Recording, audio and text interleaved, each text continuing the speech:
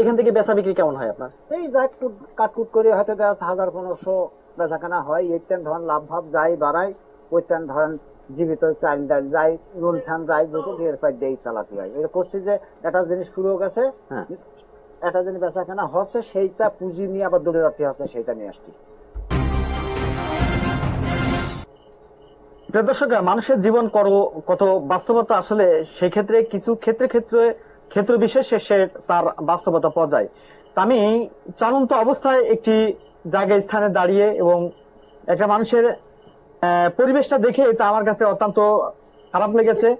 এবং আসলে আমার জানার আগ্রহ যে আসলে এই যে মানুষের জীবন যে পরিবেশ এবং এই যে জীবনের যে গতি আসলে কেমন, তো সে বিষয়টা নিয়েই আমি যে এটা আপনাদের সামনে তুলে ধরার জন্য চেষ্টা করছি এবং আপনাদের স্ক্রিনে দেখানোর জন্য চেষ্টা করি যে আসলে বর্তমান প্রেক্ষাপটে সবাই কিন্তু একটা দ্রব্যমূল্য ঊর্ধ্বগতি, তারপরেও কিন্তু সব মানুষই কিন্তু একটা সুখী হতে চায়। কিন্তু এমন কিছু সমাজের মানুষ আছে কিন্তু তাদের জীবনের সুখ কিন্তু শুধুমাত্র নামে কিন্তু তারা শোনে যে সুখ, কিন্তু সেই সুখ কিন্তু তারা কখনো কিন্তু ভোগ করতে পারে না। তো একটা বাস্তবতা নজির আপনাদের দেখা, এই যে ছোট্ট একটা স্ক্রিন আমরা যে একটা ঘর এর একটা টুমটুম একটা দোকান আমরা দেখতে পাচ্ছি।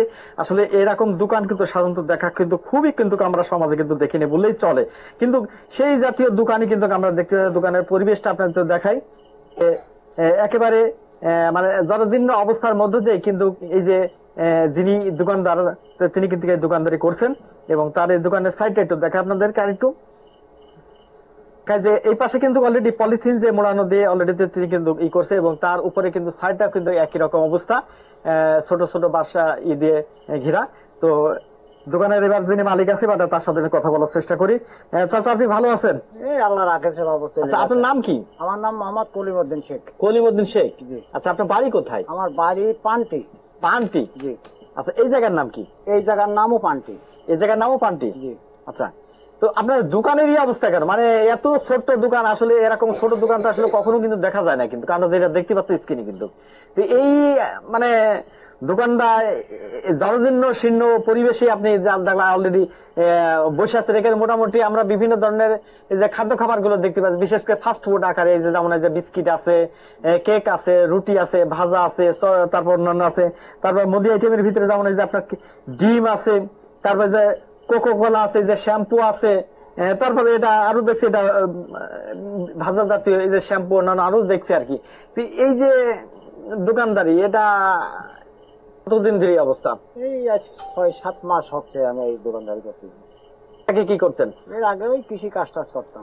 কৃষি কাজ বাদ দিয়ে এটা কেন? কৃষি কাজ এখন দেখা যাচ্ছে আমাকে তো জমি জমা নেই, এখন পরের বাড়ি পরের এখানে কৃষিয়ান তো কাজ টাজ করতাম। এখন দেখা যাচ্ছে শরীরের অবস্থা ভালো না, বয়স হয়ে গেছে, বুঝছেন। এখন ধরেন কৃষিয়ানগিরি পরের বাড়ি জন খাটতে হলে ধরেন মান্ডা দিন রোদের ভিতরে খাটাখাটনি করার পরে গিয়ে সে তাদের মন জয় করে তারপরে গিয়ে আমার হাজির দেবে, কিন্তু আমার সেই শরীরে এখন আর মানে না বলে এই জন্য আমি আর কৃষিয়ান দিতে পারছি। আপনার ছেলে মেয়ে কয়টা? 5টা ছেলে মেয়ে। 5টা ছেলে মেয়ে। এর মধ্যে ছেলে কয়জন? ছেলে 3টে, মেয়ে 2টা। দুটো বিয়ে গেছে? মেয়ে 2টা বিয়ে হয়ে গেছে। আর ছেলে? ছেলে বড়টা বিয়ে হয়েছে আর 2টা অবিবাহিত। ওরা কি আপনার দেখাশোনা করে না? দেখাশোনা বড় ছেলের মতো, বড় ছেলে খায় মাইজেন্ডা, সে তার কথা কি বলবো, সে ধরেন মানে এক হিসাবে পাগল, ম্যাট পাগল। আর এই ছোট ছেলেটা 10-11 বছর বয়স, এই ক্লাস 6-এ লেখাপড়া করছে। এই আচ্ছা, এরপরে জীবনটা আমাদের এভাবে কষ্ট দুঃখ করে চলতেছি। সংসারে আর কি আছে? আর সংসারে ধরেন এখন আমার বলতে কি মানে বলতে আমরা ঘরে বাড়ি 2 জন আর 2 ছেলে মেয়ে, 2 ছেলে আর কি। তাহলে খানাওয়ালা কয়জন? 5 জন খানিওয়ালা। 5 জন। মোটা পুরোটাই কি এই দোকানের উপরে নির্ভর করে? তাছাড়া আর কি আছে, এই দোকান ছাড়া আর আমার কিছু নেই। কিছু নাই না। আচ্ছা, এখন প্রশ্ন হলো যে এই আপনার পুঁজি নেই আমি বুঝে ফেলেছি, কিন্তু আপনার স্থানীয় পর্যায়ে সহযোগিতা করার মতন কেউ নাই? যে না, আমার সেরকম আত্মীয় স্বজন বলেন আর ইউনিয়নের চেয়ারম্যান বলেন, মেম্বার বলেন আর এমপি বলেন, কোন লোক আমার সাহায্য করার মতন কেউ নেই। কেউ নাই না, কেউ সেরকম কোন লোক হয়তো আমার এই অবস্থা দেখে যে আমার ডেকে নিয়ে যা হয়তো এই ব্যবসার প্রতিষ্ঠানের জন্য কিছু সাহায্য স্বরূপ দিবি, সেরকম লোক আমার নেই। না। এখান থেকে বেচা বিক্রি কেমন হয় আপনার? এই যাই কাটকুট করে হয়তো দেখা যাচ্ছে 1000-1500 বেচাকেনা হয়। এইটান ধরেন লাভ ভাব যাই বাড়াই, ওইটান ধরেন জীবিত চাল ডাল যাই, নুন ফ্যান যাই, দুটো এর পাই দিয়ে চালাতে হয়। এটা করছি যে একটা জিনিস শুরু হয়ে গেছে, একটা দিন বেচা কেনা হচ্ছে, সেইটা পুঁজি নিয়ে আবার দূরে যাচ্ছে হচ্ছে, সেইটা নিয়ে আসছি। আচ্ছা, এই অবস্থা। তার মানে প্রতিদিন আপনার কাছে 1000-1500 বিক্রি হয়, হ্যাঁ এরকম বিক্রি হয়। আর এই দিয়ে আপনার চলতে হয়। হ্যাঁ এই নিয়ে জীবিত চলতেছে। এখানকার যারা কাস্টমার বা যারা খরিদ্দার হিসেবে আছে আর কি, তারা মোটামুটি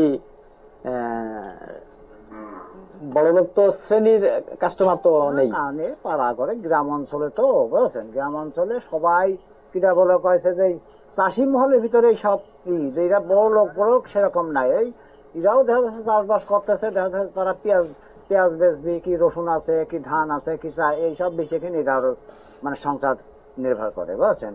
এরা বড় লোক নেই, এদের সংসার নেই এরাও। তো এখন এটা জিনিস দরকার আসিয়ে নেচ্ছে এই। তাছাড়া যে এরাই যে আমার একটু সহজ দেখবে সেরকম লোক না। কে কার দেখে, এইটাই হচ্ছে এক মানে সৎকারে 101 কথা, যে এই বাংলাদেশে বা সারা বিশ্বের কথা বাদ দেন, সারা বাংলাদেশেই আমি যদি না খেয়ে থাকি, আমার বাড়ির আশেপাশের লোক যদি সেরকম কোনো বড় লোক টোক যদি থাকে, যে তারা হচ্ছে আমার একটু খোঁজ নেওয়া উচিত। তারা কিনা বলে কয় যে নেই অস্থির, আমার দেখার সময় তাদের আছে। কিন্তু হ্যাঁ, ওই যখন ইলেকশন হয় মেম্বার চেয়ারম্যান তখন কিন্তু এসে খোঁজ নেয় যে অমুকের কাছে চল, তার ভোট আছে হ্যান ত্যান, কিন্তু সেও আসে। তাছাড়া আর কোনোদিন কেউ আসে না, খোঁজ নেই। না না না না না। আচ্ছা আচ্ছা, এই তো পরি। দর্শক আমরা একজন ব্যতিক্রম দোকানদারের কথা শুনছিলাম, যিনি ছোট্ট এই টুমটুমো ভাবে মুদির দোকান করে তিনি কিন্তু এখান থেকে মোটামুটি তারা বেচা বিক্রিটা করে থাকে, এবং এখান থেকে যে সমস্ত কাস্টমার যারা আছে তারা কিন্তু তাদের কাছে বিক্রয় করেন। তো আমরা একজন কাস্টমারকে দেখতে পাচ্ছি, তিনি কিন্তু এখানে সদাই নিতে আসছেন। তো দর্শক আসলে মানুষের জীবনে যেটা আমি তুলে ধরার জন্য আমার যে মূল উপযুক্ত কথাগুলো সেটা হচ্ছে যে মানুষের জীবন কিন্তু বড় বাস্তবতা, এবং সেক্ষেত্রে অর্থ একটা বড় ব্যাপার।